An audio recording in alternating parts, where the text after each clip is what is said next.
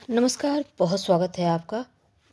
वर्तमान समय में राहु मीन राशि में गोचर कर रहे हैं और ये 30 मई तक हैं। 30 मई के बाद कुंभ राशि में प्रवेश कर जाएंगे। राहु मीन राशि में है और यहाँ पर शनिदेव 29 मार्च को भी मीन राशि में आएंगे और राहु शनिदेव जब एक साथ होंगे तब पिशाच योग की उत्पत्ति होगी। अब ये जो पिशाच योग है, ये बनने के बाद आपकी लाइफ कितनी बदलेगी। सबसे पहले तो हम ये जानते हैं कि राहु का अंतिम चरण समय चल रहा है। अब वो 18 मई को कुंभ राशि में आने जा रहे हैं। हालांकि वो पूर्वा भाद्रपद नक्षत्र में 30 मई तक रहेंगे। तो सबसे पहली बात, मीन राशि में है, यानी जो 12वीं राशि है, यहीं पर बैठे हैं राहु और शनिदेव 29 मार्च को आएंगे। अब ये भाव है मोक्ष का, धर्म का। मनुष्य के जीवन में सात्विक स्थान भी यहीं पे है, इन्हीं से देखा जाता है। दार्शनिक व्यवहार, आपका व्यक्तित्व भी ये स्थान दिखाता है। अगर आप स्वार्थवश कुछ गलतियां कर लेते हैं तब उस अशुभ प्रभाव को कम बृहस्पति ही करता है। अब देखिए, राहु पूर्वा भाद्रपद नक्षत्र यानी बृहस्पति के नक्षत्र में प्रवेश 16 मार्च को किए हैं और यहाँ पर वो 30 मई तक रहेंगे।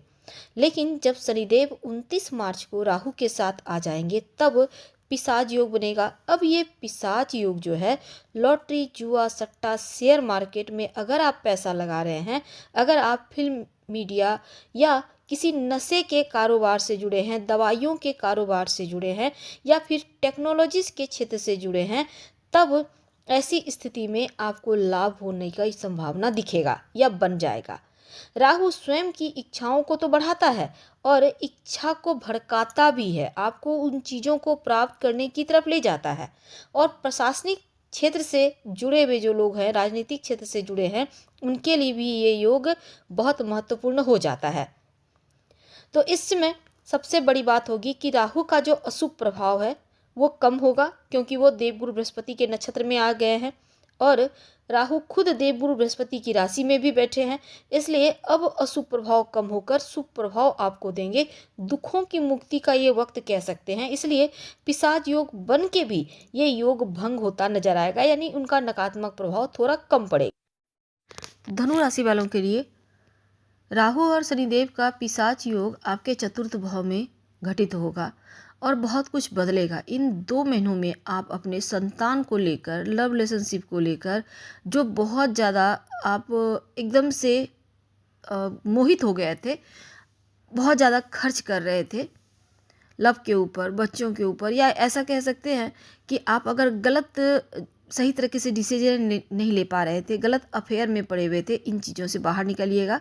हालांकि संपत्ति का सुख आपको प्राप्त होने के योग बनेंगे और अगर कहीं पर नुकसान की स्थिति थी वो भी प्रॉफिट में बदल जाएगा। प्रयास कीजिएगा। लग्न भाव पर दृष्टि पड़ रही है तो क्या होगा, तनाव, परेशानी, कुछ लोग बदनाम करने के लिए प्रयास करेंगे। इन चीज़ों पर ध्यान दें, लेकिन किसी की कही सुनी बातों पर भरोसा मत कीजिएगा, लेकिन हर तरफ नज़रें बनाए रखिएगा। और सपने जो अधूरे हैं वो पूरा होगा, अधूरी इच्छाएं पूरी होगी। पिशाच योग, आप अगर व्यापारी भाई हैं तो उसमें सफलता के रास्ते खोलेंगे और अगर आप कोई तीसरा व्यक्ति आपके काम में बाधा उत्पन्न कर रहा था वो खुद हट जाएगा।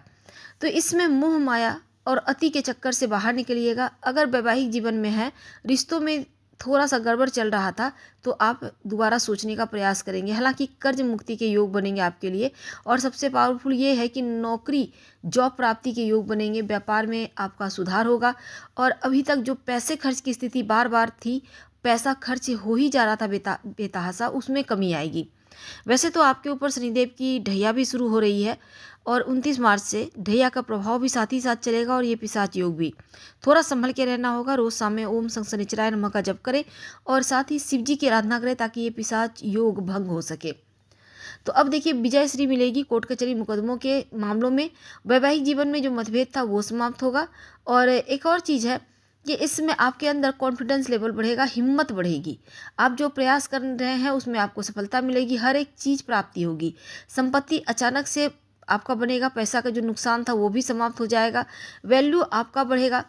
और बस अपनों के साथ समय बिताइए, अपनों की बातों को आप दिल से ना लगाकर उनकी बातों को फॉलो करने का प्रयास करें और संभव हो तो आप माता रानी को रोज़ 2 लौंग अर्पित करें, प्रसाद के रूप में खा लें तो बहुत अच्छा है। हम आपसे विदा लेंगे, धन्यवाद।